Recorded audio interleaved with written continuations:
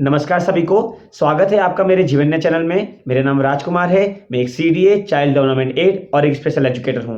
मैं पिछले 14 सालों से हमारे स्पेशल बच्चों के विकास के लिए काम कर रहा हूँ और ज़्यादातर मैं उन बच्चों के साथ काम करता हूँ जिनमें बच्चों को down syndrome, ADHD, autism spectrum disorder, learning difficulties और इंटेलेक्चुअल डिसेबिलिटी होती है। तो उन बच्चों के साथ मैं ज़्यादा काम करता हूँ। और जब भी हम बच्चे की डेवलपमेंट के बारे में बात करते हैं, उनकी थेरेपी के बारे में बात करते हैं, तो मैं ये देखता हूँ कि ज़्यादातर पेरेंट्स ज़्यादातर पेरेंट्स हैं, उनका कंसर्न रहता है बच्चे के स्पीच थेरेपी को लेकर, है ना? कई बार पेरेंट्स मुझसे बोलते हैं कि सर हम अपने बच्चे की स्पीच थेरेपी करवाना चाहते हैं, कोई बढ़िया सा स्पीच थेरेपिस्ट बताइए, या मेरे बच्चे की हमें कब से जो है स्पीच थेरेपी शुरू करनी चाहिए। तो ये कंसर्न पेरेंट्स का काफ़ी रहता है और वो भी कोई एज ग्रुप फिक्स नहीं है। भले ही बच्चा 2 साल का है, 4 साल का है ना? 5 साल का या 8 साल का है, लेकिन जो मेन प्रायोरिटी रहती है हमारे पेरेंट्स की बच्चों को लेकर, वो स्पीच थेरेपी को ज़्यादा रहती है कि हमारे बच्चे की हम स्पीच थेरेपी करवाना चाहते हैं कि हमारा बच्चा कब बोलने लगेगा। और ये जो कंसर्न है, ये एक स्वाभाविक है क्योंकि हम जानते हैं कि कम्युनिकेशन कितना ज़रूरी है हमारी लाइफ में, है ना? कि हम अपनी बातों को दूसरों को बता पाएँ और दूसरों की बात को हम समझ पाएँ, उसके लिए कम्युनिकेशन बहुत ही ज़्यादा ज़रूरी है। लेकिन पेरेंट्स एक बात और समझने की है कि हम चाह तो रहे हैं कि हमारा बच्चा जो है हम उसकी स्पीच थेरेपी करवाना चाहते हैं कि उसकी स्पीच आ जाए। लेकिन इससे ज़्यादा ज़रूरी है कि हमारा बच्चा कितना तैयार है स्पीच थेरेपी के लिए, ये समझना भी बहुत ज़रूरी है ना? हम ठीक है, हम तो प्रोवाइड करेंगे उसको स्पीच थेरेपी हम देंगे, लेकिन क्या हमारा बच्चा उसके लिए तैयार है, स्पीच थेरेपी के लिए तैयार है? ये जानना बहुत ज़रूरी है। देखिए, जो हमारे स्पीच थेरेपिस्ट होते हैं ना, वो बेसिकली क्या है, वो सबके साथ काम करते हैं। जिनको भी स्पीच में दिक्कत है, स्पीच से रिगार्डिंग कोई भी इश्यू है, उसके ऊपर काम करते हैं। चाहे वो डाउन सिंड्रोम हो, एडीएचडी हो या एक्सप्रेसिव लैंग्वेज डिले डिसऑर्डर हो, स्पीच डिले हो और कोई कंडीशन हो, जो मतलब बड़ों के साथ भी काम करते हैं, जो मतलब जिसके कारण स्पीच में उनकी दिक्कत आ रही हो, उनके लिए उनके ऊपर काम करते हैं। ठीक है?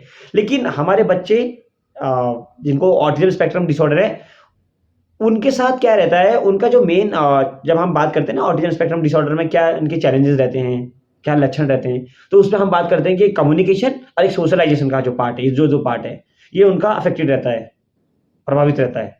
उनको सोशलाइज़ेशन में, कम्युनिकेशन में दिक्कत होती है, परेशानी होती है।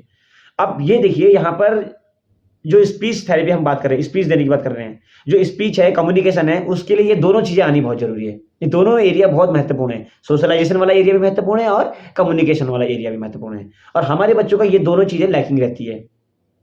तो इस वजह से जो थेरेपिस्ट होते हैं उनको थोड़ा-सा लंबा समय लगता है बच्चे जिनको ऑटिज़्म है उनके साथ स्पीच थेरेपी करने के लिए। तो वो ऐसा क्यों? देखिए, अभी क्या होता है, सपोज़ करो एक बच्चा जिसको डाउन सिंड्रोम है, उसको स्पीच थेरेपी करवानी है। तो क्या है, वो आएगा, बैठेगा और वहाँ पर स्पीच थेरेपिस्ट उसके साथ स्टार्ट कर देंगे काम करना। क्योंकि उसका सोशलाइज़ेशन अच्छा है, घुलना-मिलना अच्छा है, रिस्पॉन्स अच्छा देता है। उनको बस क्या है, उनके जो यहाँ पर ओरो मोटर में इश्यू रहता है, उस पे वो काम करते हैं डायरेक्टली। लेकिन हमारे बच्चों के साथ एक बात समझना है कि अगर हम उसकी स्पीच थेरेपी करवाना चाहते हैं, तो उससे पहले कुछ फाउंडेशन स्किल्स होती हैं, जो आना बहुत ज़रूरी है हमारे बच्चे को। और हर एक पेरेंट्स को वो चीज़ मालूम होनी चाहिए कि हमारे बच्चे का जो है, ये जो फाउंडेशन स्किल है, ये कितना वो पकड़ रहा है, कितना उसको आता है। तभी हम उसके स्पीच थेरेपी के लिए हम ज़्यादा एक्टिवली भाग लेंगे उसमें। देखिए मैं क्यों आपको कह रहा हूँ कि ये जो फाउंडेशन स्किल्स आना बहुत ज़रूरी है।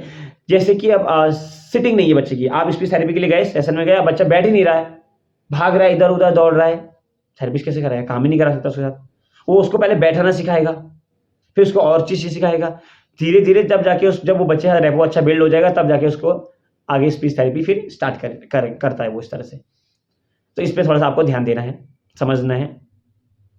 देखिए, थेरेपी बहुत सी होती है ना, स्पीच थेरेपी होती है, ओ ओ ओटी होता है, ऑक्यूपेशनल थेरेपी भी होती है, हमारे बच्चों के लिए बहुत ज़रूरी है। एक एग्ज़ाम्पल देता हूँ। एक बच्चा है 2 साल का, वो चल नहीं पा रहा है अभी, उसको चलने में समस्या हो रही है, दिक्कत हो रही है। तो हमारे क्या है, ओटी, ऑक्यूपेशनल थेरेपिस्ट उसके साथ काम कर रहे हैं। तो जब वो चल नहीं पा रहा है, तो ऑक्यूपेशनल थेरेपिस्ट उसको सपोर्ट दे रहे हैं, प्रॉम्प्ट दे रहे हैं, है ना? हाथ से पकड़ के चला रहे हैं उसको, और भी जो स्ट्रैटेजीज़ है, वो सारे इस्तेमाल कर रहे हैं। तो फिज़िकली उसके साथ काम कर रहे हैं और उसको इस पे काम इम्प्रूवमेंट आ रहा है, बच्चा फिर चलना सीख रहा है और सीख जाएगा। तो इसमें क्या हो रहा है कि जो थेरेपिस्ट है, वो बच्चे के साथ one two one physically involve हो रहा है उसके साथ, और जो भी उसके इक्विपमेंट है उसको भी इस्तेमाल कर रहा है, जैसे स्ट्रेचिंग हो गई, लेंथनिंग हो गई, ये सब जितने भी हैं एक्सरसाइज वगैरह वो करवा रहा है। एक्सरसाइज भी हो रही है, प्रॉम्प्टिंग भी हो रहा है, सब कुछ देके उसको सिखाया जा रहा है। मतलब कहने का ये है कि ये बाहर से एक्सटर्नल उनको हम as a therapist problem support देके हम उसको चलना सिखा दे रहे हैं और बच्चा सीख जा रहा है। लेकिन स्पीच थेरेपी में क्या हो रहा है, स्पीच थेरेपी में क्या होता है कि बच्चे को आवाज़ निकालनी है, अपने मुँह से, अपने गले से आवाज़ बाहर आनी चाहिए उसके। तो इसमें क्या होगा, बच्चे को खुद से आवाज़ निकालना पड़ेगा, खुद से बोलना पड़ेगा। यहाँ पे हम थेरेपिस्ट कैसे हेल्प करेगा उसको, उसकी आवाज़, थेरेपिस्ट की आवाज़ अपनी है, बच्चे की अपनी आवाज़ उसकी अपनी है, तो बच्चे को खुद से आवाज़ निकालना पड़ेगा। इसमें इतना ज़्यादा प्रॉम्प्ट नहीं दे पाएँगे, फिज़िकली प्रॉम्प्ट नहीं कर पाएँगे हम इसमें बच्चे को। लेकिन हाँ, एक काम किया जा सकता है कि जो आवाज़ बच्चे को निकालना है ना? बच्चे, हम चाह रहे हैं कि बच्चा खुद से आवाज़ निकाले, वो आवाज़ निकालने से पहले जो स्किल्स है, जो बच्चे को आना चाहिए, वो सिखाया जाता है। उसमें थेरेपिस्ट जो है हेल्प करता है बच्चे की। उसमें बच्चे को प्रॉम्प्ट करते हैं। जब वो बच्चा वो वाली स्किल सीख जाता है, वो जो जितने भी प्री-रिक्विज़िट स्किल हम उसको बोलते हैं, वो सीख जाता है, उसके बाद बच्चा फिर अपनी स्वयं से आवाज़ निकालने को स्टार्ट कर देता है, सीखता है। यही स्पीच थेरेपी होती है, इस तरह से किया जाता है स्पीच थेरेपी में काम। अब मैं आपको बताता हूँ कि वो कौन-कौन सी स्किल्स हैं, कौन-कौन से फाउंडेशन स्किल्स हैं जो बच्चे को आना चाहिए, अपनी खुद की आवाज़ निकालने से पहले, कम्युनिकेट करने से पहले मैं बोलना चाहूँगा, और कम्युनिकेशन वर्ड में यूज़ करूँगा। जैसे सिटिंग, बच्चे का बैठना बहुत ज़रूरी है एक जगह पे। बच्चा एक जगह बैठेगा तभी जो है थेरेपिस्ट उसके साथ काम कर पाएगा। दूसरा, attention, attention is very important, है ना? ध्यान देना, कोई काम दिया जा रहा है, कोई एक्टिविटी दिया जा रहा है, उसमें उसको ध्यान एकत्रित करना ज़रूरी है, कंसंट्रेशन, फोकस देना ज़रूरी है। तीसरा है जॉइंट अटेंशन। जॉइंट अटेंशन होता है एक चीज़ में 2 लोगों का ध्यान जाना, शेयर अटेंशन हम इसको बोलते हैं। ये भी बहुत ही महत्वपूर्ण स्किल्स होता है बच्चे के लिए, बच्चे को आना बहुत ज़रूरी है। ऐसे ही इमिटेशन, नकल करना, बड़ों की नकल करना, बड़ा एक्शन का भी नकल हो सकता है वो, और वो साउंड का भी नकल हो सकता है। इसके साथ-साथ रिक्वेस्टिंग, बच्चे को रिक्वेस्टिंग आनी चाहिए। रिक्वेस्टिंग से मेरा मतलब ये नहीं कि बच्चा बोल के रिक्वेस्ट करेगा कि मुझे ये चाहिए, वो चाहिए, वो नहीं। जैसे आपने देखा होगा ना, हमारे खास तौर पर हमारे बच्चे जिनको ऑटिज़्म होता है, वो क्या करते हैं, जैसे उन्हें कुछ चीज़ चाहिए होता है तो बड़ों का हाथ पकड़ के ले जाएँगे उस तरफ। जैसे उन्हें मतलब किचन में उन्हें बिस्किट चाहिए, उन्हें पता है बिस्किट ड्रॉवर में रखा हुआ है, वो बोलेंगे नहीं, रिक्वेस्ट नहीं करेंगे, लेकिन क्या है, बड़ों का हाथ पकड़ के कमरे से लेके आएँगे और वहाँ तक, किचन तक लेके आएँगे। फिर आप समझ जाएँगे, अच्छा आपको ये चाहिए होगा, इस तरह से देंगे। पर यहाँ पे ये रिक्वेस्टिंग नहीं कर रहा बच्चा, तो हमें रिक्वेस्ट करना आना चाहिए बच्चे को, और रिक्वेस्ट बोलकर नहीं हो सकता तो क्या आप पिक्चर के थ्रू कर सकते हैं। ठीक है? वो मैं आपको आगे बात करूँगा इस बारे में भी। तो इस तरह से रिक्वेस्टिंग आनी चाहिए, और इंस्ट्रक्शन फॉलोइंग स्किल्स, ये भी आना बहुत ज़रूरी है। बच्चा बोल नहीं रहा है, मानते हैं बच्चे का स्पीच नहीं है, लेकिन अब ये कम्युनिकेशन की बात हो रही है, 2 तरह से होता है ना, एक एक्सप्रेसिव होता है कि मैं बोल रहा हूँ, स्पीच जिसे हम बोल रहे हैं, स्पीच आनी चाहिए, बोलना, और दूसरा था रिसेप्टिव, समझना, बड़ों ने क्या कहा उसको समझ रहा है। तो बोल नहीं रहा है बच्चा, एक्सप्रेस नहीं कर पा रहा है, लेकिन रिसेप्टिव बच्चों का अच्छा होता है, हमारे ऑटिज़म बच्चों का। तो वो क्या है, बड़ों ने कुछ बोला, तो उसने उसको सुन के उसको अप्लाई किया। मतलब कि बॉटल दे दो, ये दे दो, इधर आओ, वहाँ जाओ। ये स्किल भी बच्चे को आना बहुत ज़रूरी है।